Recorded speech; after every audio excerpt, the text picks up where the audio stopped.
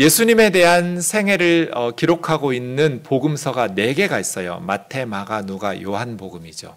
이 4개 중에서 앞에 나오는 3개를 공관복음이라고 불러요. 공관복음이라는 것은 보는 관점이 공통적이다, 비슷하다는 뜻이에요. 4개 중에서 3개가 공관복음이라는 말은 4번째 요한복음만 앞에 나오는 3개의 복음서와 다르다는 뜻이에요. 뭐가 다를까요? 2가지가 달라요. 첫 번째는 내용이 달라요. 좀 전에 말씀드린 7개의 표적 중에서 공관복음에 나오는 것은 오병이어 사건밖에 없어요. 가나 혼인잔치, 베데스다 사건, 또 죽은 지 나흘 만에 나사로를 살리신 실로암 연못, 이런 이야기는 요한복음에만 나와요. 공관복음에는 세족식 제자들의 발을 씻어주시는 내용은 아무데도 안 나와요. 공관복음에는 십자가 전날 밤에 최후의 만찬 성찬식 내용이 나와요. 받아 먹으라, 내 몸이다. 마셔라, 너희를 위해서 흘리는 나의 피다. 십자가 사건을 연극하듯이 제자들에게 미리 가르쳐 주셨어요. 성찬식. 근데 요한복음에는 성찬식 내용이 안 나와요. 그리고 제자들의 발을 씻어주시는 세족식의 내용이 나와요. 이렇게 공관복음과 요한복음은 내용이 달라요. 왜 이렇게 다를까? 예수님의 공생의 사역 동안에 있었던 사건들은 너무나 많아요. 3년여 동안 있었던 일들이 얼마나 많겠어요. 그 중에서 복음서 기자들은 취사 선택해서 복음서에 쓴 거예요. 요한은 맨 마지막에 쓰여진 복음서예요. 교회에서는 이미 공관복음들이 잘 알려져 있었어요. 예수님의 제자로서 3년 동안 곁을 지켰던 요한은 교회가 알고 있는 공관복음의 내용들 외에 예수님과 자신들이 겪었던 내용들을 요한복음서에 기록한 거예요. 그래서 공관복음서와 요한복음서에는 기록되는 내용들이 달라요. 2번째 다른 거는 글 쓰는 방식도 달라요. 공관복음을 지상적 관점에서 썼다고 그래요. 그냥 눈에 보이는 대로 자신들이 경험했던 대로 복음서를 썼어요. 그런데 요한복음은 글 쓰는 방식이 조금 달라요. 공관복음하고. 그 사건의 의미를 밝혀서 천상적인 관점에서 글을 썼다고 그래요. 오병이어 사건을 기록하는 방식이 달라요. 공관복음은 이런 일이 있었다, 끝. 요한복음은 이런 일이 있었다 하고 끝내지 않아요. 이 오병이어 사건이 어떤 의미인지를 설명해 줘요. 그래서 요한복음에서는 오병이어 사건 그 다음 날 있었던 내용이 훨씬 길어요. 오병이어 사건보다. 오병이어 사건의 의미를 설명해 주는, 그 사건이 의미하는 바가 무엇인지를 천상적 관점에서 풀어주는 거예요. 글 쓰는 방식이 좀 다르죠. 이렇게 표적의 책, 영광의 책이라는 부분이 끝나면 마지막 21장은 에필로그, 부록처럼 붙어있는 부활 이후에 예수님이 제자들을 다시 만나는 내용으로 이루어져 있습니다. 요한복음 1장은 이렇게 시작됩니다. 태초에 말씀이 계시니라. 이 말씀이 로고스입니다. 태초에 말씀이 계시니라. 이 말씀이 하나님과 함께 계셨으니 이 말씀이 곧 하나님이시니라. 그가 태초에 하나님과 함께 계셨고 만물이 그로 말미암아 지은 바 되었으니 지은 것이 하나도 그가 없이는 된 것이 없다. 이렇게 말합니다. 그런데 좀 이상합니다. 태초에 말씀이 계시니라. 내 말씀이 있었죠. 빛이 있으라. 하나님께서 말씀하셔서 빛이 존재하게 되었어요. 그런데 태초에 하나님이 말씀하셨다. 말씀으로 세상을 창조하셨다. 하나님 입에서 나온 음성, 하나님의 말씀이라고 생각하면 이해가 안 돼요. 왜냐하면 이 말씀이 하나님과 함께 계셨고 말씀이 하나님이래요. 왜 하나님께서 말씀하신 그 말씀이 하나님이에요? 하나님과 하나님의 말씀은 다른 거잖아요. 그래서 좀 이상해요. 왜 말씀이 하나님이지? 하나님은 하나님이고 하나님의 말씀은 하나님의 말씀이잖아요. 마치 요한은 하나님의 말씀을 하나님과 독립된 인격체인 것처럼 이야기해요. 그래서 그 독립된 실체가 하나님과 함께 계셨고 근데 그분도 하나님이라고. 쭉 이렇게 이야기하다가 14절에 가면 말씀이 육신이 되어 우리 가운데 거하심에 라고 설명해요. 그 말씀은 하나님께서 빛이 있으라 라고 말씀하신 하나님의 음성이 아니라 육신이 되어 우리 가운데 오신 하나님, 하나님과 함께 계셨고 하나님과 함께 온 우주 만물을 창조하신 창조주 하나님이신 예수 그리스도를 의미해요. 1장 1절에서 3절 말씀이라는 부분에 예수님으로 바꿔서 읽어보세요. 의미가 통해요. 태초에 예수님이 계셨습니다. 이 예수님은 하나님과 함께 계셨고 이 예수님이 하나님입니다. 예수님은 태초에 하나님과 함께 계셨고 만물이 예수님으로 말미암아 지은 바 되어서 예수님 없이 존재하는 것은 아무것도 없습니다. 맞죠? 하나님이시고 하나님과 함께 계셨던, 그런데 육신이 되어서 우리 가운데 임재하신, 우리가 그 영광을 보니 독생자, 아버지의 독생자의 영광이요 은혜와 진리가 충만했어요. 요한은 예수님을 말씀이라고 표현하기를 즐겨한 것 같아요. 요한복음이 이렇게 시작되는데 요한 1서도 이렇게 시작돼요. 태초부터 있는 생명의 말씀에 관하여는, 태초부터 있었던 생명의 말씀. 그런데 우리가 들었고 내 말씀을 들을 수 있죠? 근데 눈으로 보았대요. 말씀을 어떻게 눈으로 보아요? 음성을 주목하여 손으로 만진봐라. 말씀을 귀로 들을 수는 있지만 눈으로 보고 손으로 만질 수는 없잖아요. 그러니 요한일서 1장 1절에서 말하는 생명의 말씀도 하나님의 음성, 소리가 아닌 거예요. 눈으로 볼 수 있고 손으로 만질 수 있는 어떤 독립된 인격체예요. 이 생명이 나타내신 바 된지라. 이 영원한 생명을 우리가 보았고 증언하여 너희에게 전하노니 이는 아버지와 함께 계시다가 우리에게 나타내신 바 된 이 예수님이죠. 요한은 요한 1서에서도 예수님을 생명의 말씀이라고 불러요. 왜 요한은 자꾸 예수님을 말씀이라고 표현하고 있을까요? 그냥 예수님이라고 하면 더 알아듣기 쉬울 텐데, 태초에 예수님이 계셨다. 이 예수님은 하나님과 함께 계셨고 예수님이 하나님이다. 태초에 예수님이 하나님과 함께 계셨고 만물이 예수님으로 말미암아 지은 바 되었으니 지은 것이 하나도 예수님이 없이는 된 것이 없다. 이렇게 하면 알아듣기가 쉽잖아요. 근데 왜 요한은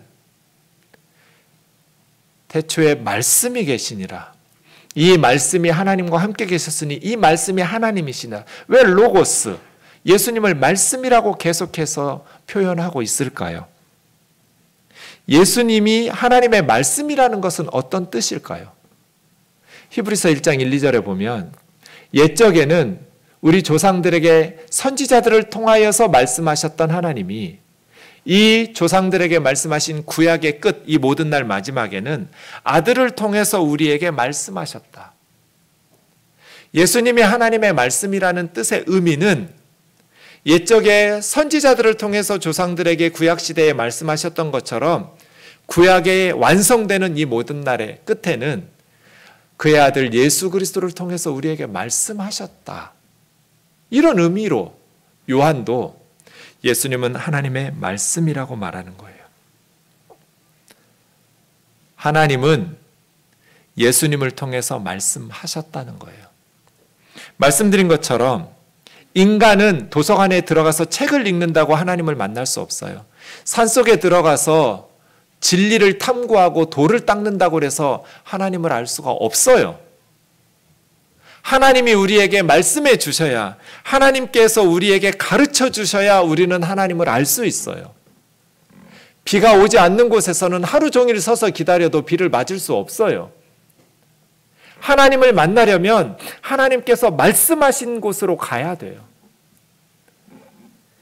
왜 요한이 예수님을 말씀이라고 자꾸 번역해서 바꾸어서 설명하려고 하냐면, 하나님은 예수님을 통해서 말씀하셨다라는 것을 얘기하고 싶은 거예요. 하나님께서 침묵하시면 인간은 절망이에요. 하나님을 알 수 없어요. 우리를 지으신 하나님을 모르면 내가 누구인지, 왜 사는지, 어떻게 살아야 되는지 알 수가 없어요. 어디서 와서 어디로 가는지를 알 수가 없어요. 하나님이 침묵하시면 인간은 우리를 지으신 하나님을 알 수가 없고, 세상을 만드신 하나님을 알지 못하면 내가 누구인지 알 수가 없어요. 세상이 어떻게 시작되었는지, 무엇을 위해서 왜 존재하는지 알 수가 없어요. 그런데 하나님께서 침묵하지 않으시고 말씀하셨어요. 그분 예수 그리스도예요. 예수 그리스도는 역사예요. 사람들이 만들어낸 철학이나 이론이나 교리가 아니에요. 역사 가운데 하나님께서 하나님의 아들을 보내주셨어요. 하나님은 지금도 예수님을 통해서 말씀하고 계셔요. 그래서 누구든지 예수님이 누구인지 알게 되면 하나님을 만나게 돼요. 아, 하나님은 이런 분이었구나. 예수님이 누구인지, 예수님의 정체를 파악하고 나면 정확하게 하나님을 알 수 있게 돼요. 하나님을 만나기 위해서 도서관에 들어가서 철학책을 읽거나 산속에 들어가서 돛 닦는 방식은 비가 오지 않는 곳에서 하루 종일 비 맞으려고 기다리는 거하고 똑같아요. 그런 방식으로 인간은 창조주 하나님을 만날 수 없어요. 하나님은 예수님을 통해서 말씀하셨어요. 1장 18절 로고스 찬송시의 마지막 구절이에요. 본래 하나님을 본 사람이 없으되. 하나님을 알려면 하나님 봐야 하잖아요. 하나님을 믿으려면 하나님을 봐야 돼요. 네가 하나님 봤어? 천국이 있는지 지옥이 있는지 봤어? 이렇게 말하잖아요. 맞는 말이에요. 봐야 알죠. 보지도 않고 천국이 있는지 지옥이 있는지 네가 어떻게 알아? 보지도 않고 하나님이 있는지 없는지 네가 어떻게 알아? 맞는 말이잖아요. 인간이 하나님을 알려면, 천국이 있는지 없는지를 알려면 봐야죠. 그런데 본래 하나님을 본 사람이 없어요. 하나님을 보지도 않았는데 어떻게 하나님이 있다고 믿어요? 아버지 품속에 있는 독생하신 하나님이 하나님을 나타내셨어요. 이분 예수 그리스도예요. 목사님 하나님 봤어요? 저 못 봤어요. 근데 어떻게 하나님 살아계시다고 확신해요? 어떻게 믿어요? 하나님께서 하나님을, 예수 그리스도를 보내셔서 나타내셨어요. 신비적인 체험을 해야 되는 거 아니에요. 놀라운 기적을 경험해야 되는 것 아니에요. 그냥 누구든지 하나님을 믿을 수 있도록 하나님이 만들어놨어요. 예수님을 보내주셨어요. 하나님 아버지 품속에 있었던 독생자 예수 그리스도가 하나님을 드러냈어요. 하나님 이런 분이라고. 하나님은 정말 사람들을 사랑하는 분이라고. 하나님은 사람들을 극진히 소중히 여기시는 분이라고. 하나님에 대해서 예수님이 다 드러내버렸어요. 요한이 그 이야기 하고 싶은 거예요. 요한복음 20장 31절에 요한복음을 기록한 목적이 나와요. 예수님이 하신 일들이 많이 있는데 그 중에서 내가 이러한 것들을 써서 요한복음을 기록한 이유는 너희로 예수께서 하나님의 아들 그리스도라는 것을 믿게 하려 함이요. 예수님이 하나님의 아들이라는 것을 믿게 하려고 내가 이걸 쓴 거다. 하나님의 아들은 하나님이죠. 사람의 아들은 사람이고 개의 아들은 개고 고양이의 아들은 고양이에요. 하나님의 아들은 하나님이에요. 예수님이 하나님이라는 것, 하나님의 아들이시고 구약의 선지자들이 그토록 예언했던 그리스도, 메시아라는 것을 믿게 하려고, 그 예수 그리스도를 믿고 그 예수 그리스도의 이름을 힘입어 너희로 생명을 얻게 하려고 요한복음을 썼다고 기록 목적을 밝히고 있어요. 그리고 나서 신약 성경의 저자들은 생명을 바쳤어요. 그 위험한 복음을 전하는 이유, 그리고 복음서를 기록한 목적은 너희가 예수께서 하나님의 아들 그리스도라는 것을 믿게 하려고, 믿고 그 이름 힘입어서 생명을 얻게 하려고. 요한은 집요하게 예수님을 통해서 하나님을 알 수 있다고, 아예 요한복음을 시작하면서부터 예수님은 하나님의 말씀이라고, 하나님은 예수님을 통해서 말씀하셨다고, 지적인 자사를 할 필요가 없어요. 신비적인 체험이 필요한 것도 아니에요. 누구든지 예수님의 말씀을 듣기만 하면, 누구든지 예수님이 누구인지 깨닫기만 하면 하나님이 어떤 분인지 알게 돼요. 하나님이 나를 얼마나 사랑하셨는지를 깨닫게 돼요. 오늘 본문 16절 보십시오. 우리가 다예요. 다. 한 사람도 예외가 없어요. 이 땅의 모든 사람은 예수님의 충만한 데서 받아요. 예수님은 은혜가 충만하신 분이고 사랑이 충만하신 분이고 진리가 충만하신 분이에요. 예수님은 은혜와 진리가 마르지 않는 샘과 같아요. 계속해서 충만하게 채워지시는 분이에요. 그래서 우리에게 은혜를 베푸시고 또 주시고 또 주시고, 너 줬잖아, 나 얼마 안 남았단 말이야, 너에게 주고 나면 다른 아이에게는 못 줘, 이러시지 않는 분이에요. 우리에게 계속해서 은혜를 베푸시고 베푸셔도 충만하신 분이기 때문에 모자람이 없는 분이에요. 우리는 다 예수 그리스도의 충만한 사랑으로 사랑을 받아요.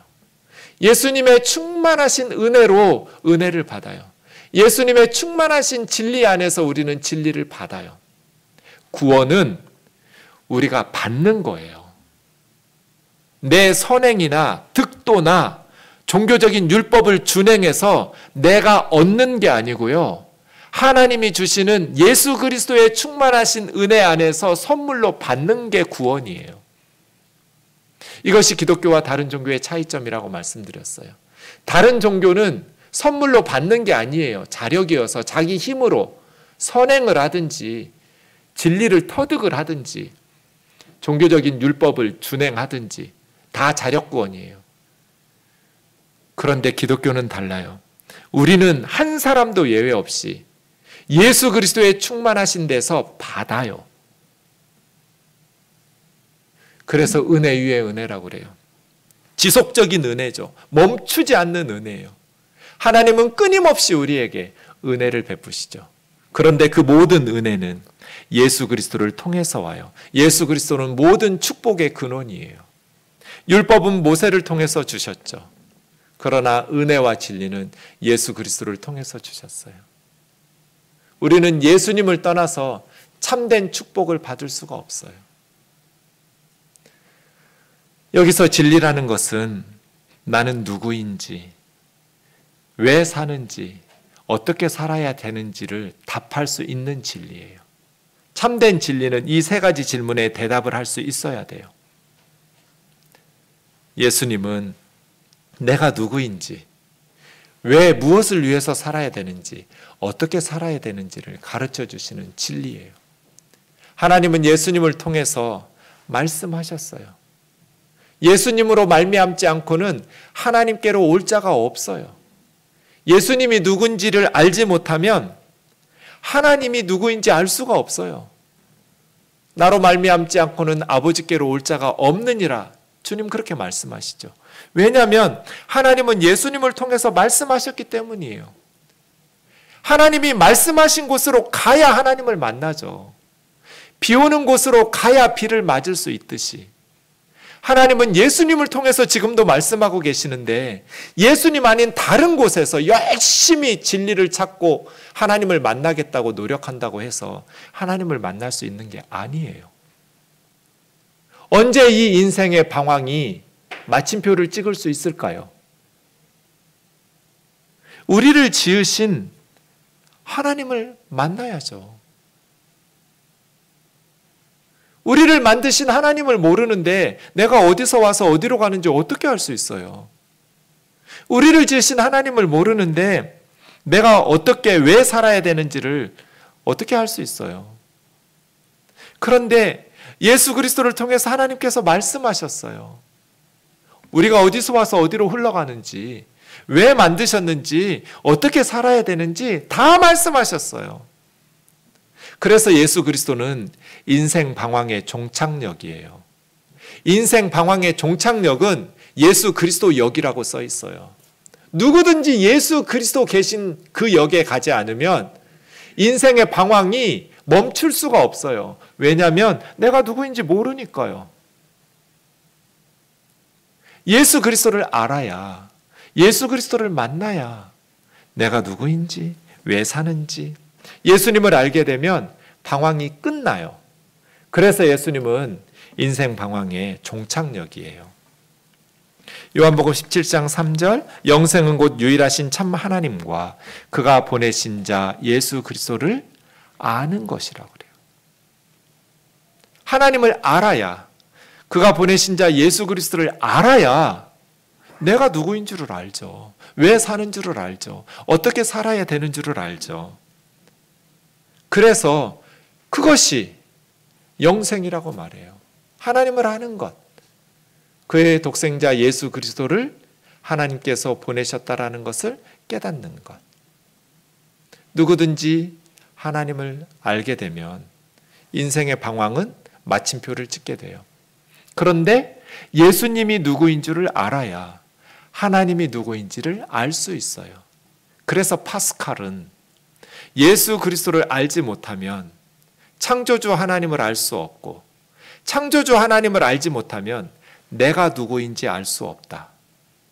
이걸 반대로 말하면 예수 그리스도를 알게 되면 창조주 하나님을 알 수 있고, 창조주 하나님을 알게 되면 내가 누구인지 알게 돼요.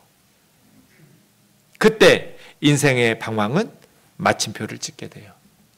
그가 우리를 지으셨다면 우리 인생이 고장났을 때, 우리 인생이 외로울 때, 우리 인생에 문제가 발생했을 때 예수님을 찾아가는 것이 가장 지혜로운 방법이에요.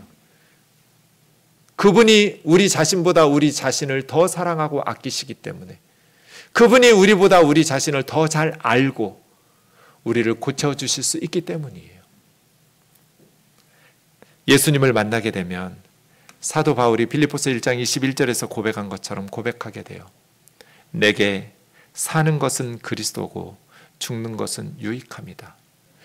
다메섹 도상에서 예수님을 만나기 전까지 그의 삶의 목표는 예수가 아니었어요.